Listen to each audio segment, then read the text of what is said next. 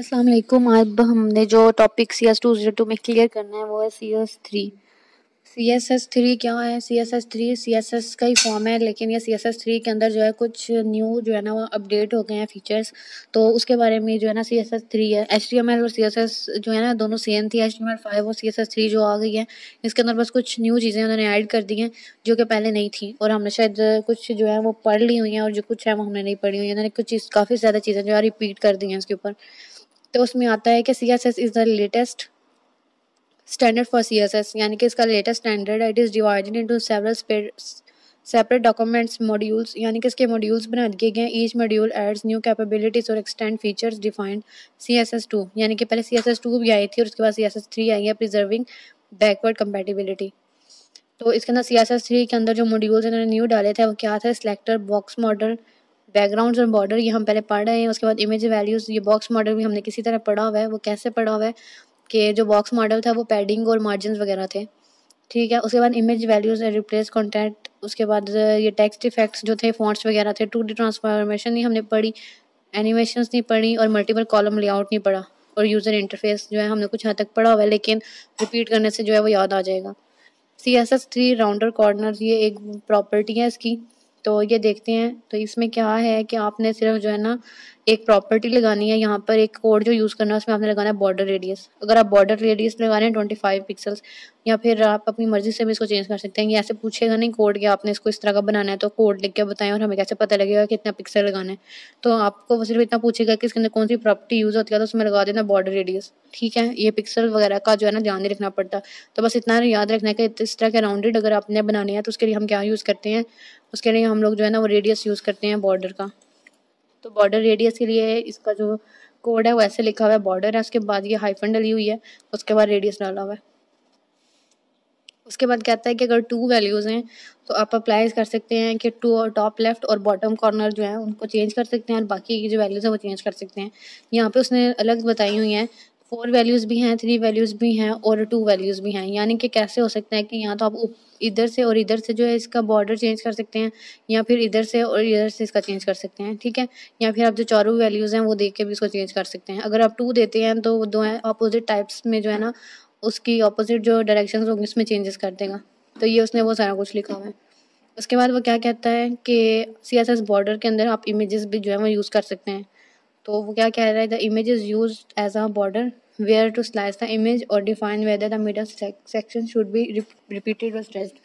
तो ये पेपर में नहीं आएगा, बस इतना पूछेगा कि आप इसको ये प्रॉपर्टीज़ के अंदर अवेलेबल है या नहीं है, तो इसके अलावा इसमें यूज़ नहीं होती है। उसके बाद क्या कहता है CSS3 बैकग्राउंड। CSS3 के अंदर हम लोग बैकग्राउंड्स लगा सकते हैं। ये बैकग्राउंड हम पहले भी लगा के आए हैं, ठीक है। उसके अंदर आप कलर दे सकते हैं, उसके अंदर इमेज दे सकते हैं, उसके अंदर क्लिप भी लगा सकते हैं और वीडियो भी लगा सकते हैं, और उसके अंदर कोई इमेज लगा सकते हैं। तो ये क्या कहता है कि CSS3 के अंदर उसने जो प्रॉपर्टीज ऐड किया वो क्या है कि आप बैकग्राउंड का साइज दे सकते हैं, बैकग्राउंड का ओरिजिन दे सकते हैं, और उसके अंदर कोई क्लिप भी जो है वो ऐड कर सकते हैं। CSS3 के अंदर मल्टीपल बैकग्राउंड्स हैं। वो कैसे है कि background image are separated by commas, यानी कि जो अगर आप डिफरेंट लगा रही हैं इमेजेस तो उसको कॉमा से सेपरेट कर सकते हैं। And the image can be stacked on top of each other, यानी कि एक दूसरे के ऊपर इमेजेस को स्टैक कर सकते हैं, और with the first image to closest to the viewer. उसके बाद बैकग्राउंड साइज़ क्या है, बैकग्राउंड का साइज़ भी आप बता सकते हैं, यानी कि specify the size of background images भी कर सकते हैं। और CSS3 ये भी अलाउ करता है कि reuse a background image in different context, यानी कि डिफरेंट टाइप्स को यूज़ करते हुए आप इसको जो है ना रिपीट कर सकते हैं एक इमेज को।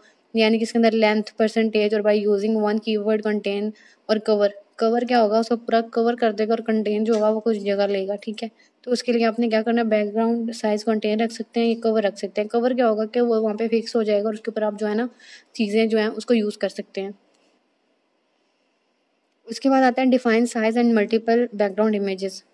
तो ये भी सेम वैसा ही है। The background size property also accept multiple values of background size when working in the multiple backgrounds. उसके बाद क्या कहता है कि ओरिजिन प्रॉपर्टी क्या है, इसके अंदर बॉर्डर बॉक्स है, पैडिंग बॉक्स है और कंटेंट बॉक्स है। बॉर्डर बॉक्स क्या है कि background image start from the upper left, यानी कि अपर लेफ्ट से जो है हमेशा स्टार्ट होगी कॉर्नर ऑफ द बॉर्डर। उसके बाद पैडिंग बॉक्स जो है वो मोस्टली डिफ़ॉल्ट है, और डिफ़ॉल्ट क्या है, the background image start from the upper left corner of the padding edge. और उसके बाद बैकग्राउंड का जो कंटेंट बॉक्स है उसके अंदर जो आप लोग कंटेंट लिख सकते हैं जो कि अपर लेफ्ट कॉर्नर से जो है वो स्टार्ट होता है। उसके बाद CSS के अंदर कलर्स हैं जो हम पहले भी पढ़े हैं, इसमें जो न्यू चीज़ें जो उन्होंने ऐड की हैं वो क्या हैं कि RGBA कलर्स हैं, HSL कलर्स हैं, HSLA कलर्स हैं और ओपेसिटी है। तो अब HSL कलर कौन से हैं? स्टैंड्स फॉर ह्यू, सैचुरेशन और लाइटनेस। तो आप इसको जो है ना डिफ़ाइन कर सकते हैं। तो डिफ़ाइन जो करने का तरीका वो सेम ऐसा ही है कि HSL। तो H पहले जो होगा वो ह्यू की जो है आपने टाइप बता देनी है या उसका जो है ना कितना आपने उसको यूज़ करना है वो बताना है। फिर सैचुरेशन और लाइटनेस जो है उसकी यूज़ करनी है। उसके बाद जो HSLA है इसके अंदर भी HSL वाला ही हिसाब है, लेकिन इसके अंदर A आ गया और A क्या है वो अल्फा के लिए यूज़ होता है। तो ये सिर्फ MCQ पूछ सकते हैं और आपको ये क्वेश्चन पूछ सकते हैं कि जो CSS3 के अंदर इंट्रोड्यूस हुए हैं कलर्स उनके बारे में जो है ना उनके नाम लिख के बताएं। नहीं तो वो A का पूछ सकते हैं कि अल्फा क्या होता है।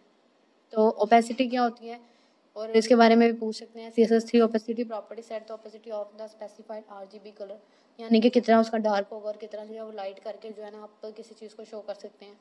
उसके बाद CSS3 ग्रेडियंट्स हैं, reduce download time and bandwidth uses.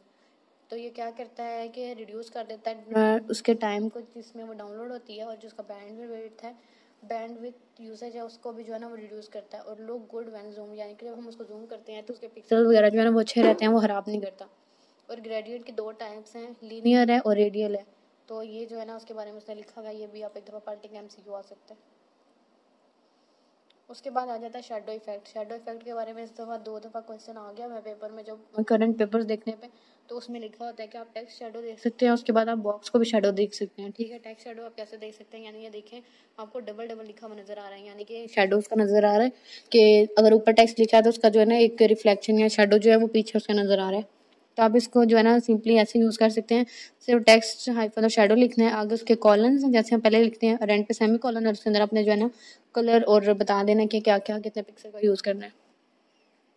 तो आप इसके अंदर कोई भी सिलेक्टर यानी H1 पे उसने जो सिलेक्ट करके लगाया तो इस तरह जो है ना सेम स्टाइल की तरह इसको भी अप्लाई कर सकते हैं। उसके बाद वो कहते हैं कि हम मल्टीपल शेडो भी यूज़ कर सकते हैं, जैसे इसने अलग अलग जो है पिक्सल्स और कलर्स वगैरह दे के इसको यूज़ किया हुआ है। तो इसके बाद आ जाता है टेक्स्ट इफेक्ट्स एंड फॉन्ट्स, यानी कि टेक्स्ट को आप ओवरफ्लो कर सकते हैं, वर्ड रैप कर सकते हैं और वर्ड ब्रेक कर सकते हैं।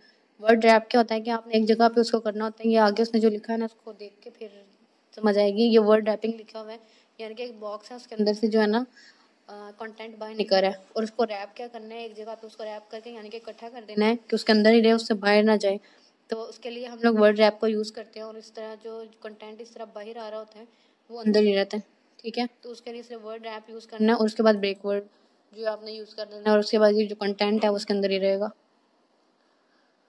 तो एक ये चीज़ करनी थी। उसके बाद आ जाता है CSS ट्रांसफॉर्म्स। ये एक शॉर्ट क्वेश्चन भी आया हुआ इस दफ़ा पेपर में, इसके अंदर ना ये सारी टाइप्स के नाम लिखने थे। तो कहता है here are some 2D transformation methods.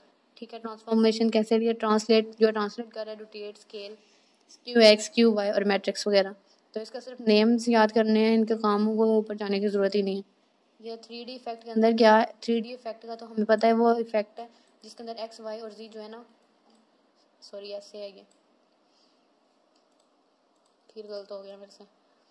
तो इसके अंदर जो चीज़ें आ जाती हैं वो सिर्फ ये है कि X, Y और Z जो है ना इसके अंदर 3 होते हैं। तो आपने जो है ना इसको कर लेना कि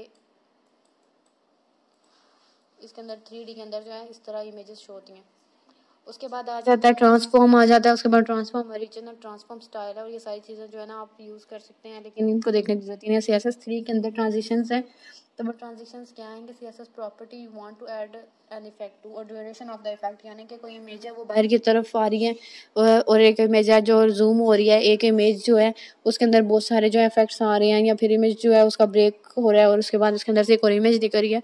तो ये जिस तरह ट्रांजिशंस होती हैं ये सारा कुछ भी जो है ना आप CSS3 से ही करते हैं। इसके बाद वो कहता है कि इसके अंदर बहुत सी टाइप्स और वैल्यूज़ दी हैं उसने।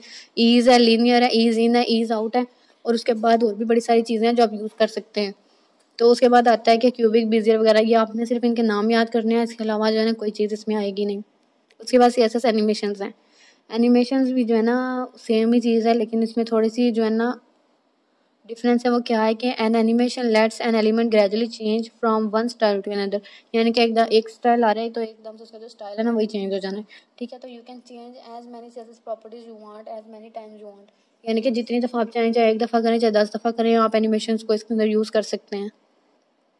उसके बाद आता है कर्व एनिमेशन। स्पीड कर्व को भी जो है आप लोग इसके अंदर यूज़ कर सकते हैं। और आगे चलते हैं। इसके बाद ये जो चीज़ आ रही है गैप बिटवीन कॉलम्स, यानी कि जो कॉलम्स बने हुए हैं तो उसके अंदर जो आप गैप है वो भी जो है ना दे सकते हैं। वो उसके बाद कहता है कि इसके लिए आपने सिर्फ कॉलम गैप वर्ड लिखने और पिक्सल्स जितने देने हैं वो दे सकते हैं। उसके बाद कॉलम रूल स्टाइल है, उसके लिए भी आपने सेम यही वर्ड जो है ना वो यूज़ कर लेना है। तो सारे जो सिंटैक्सेस और जिसके कोड्स वगैरह हैं वो वैसे ही हैं। यहाँ पे CSS3 भी जो है वो कंप्लीट हो गया है। Till then thank you so much, अल्लाह हाफिज़।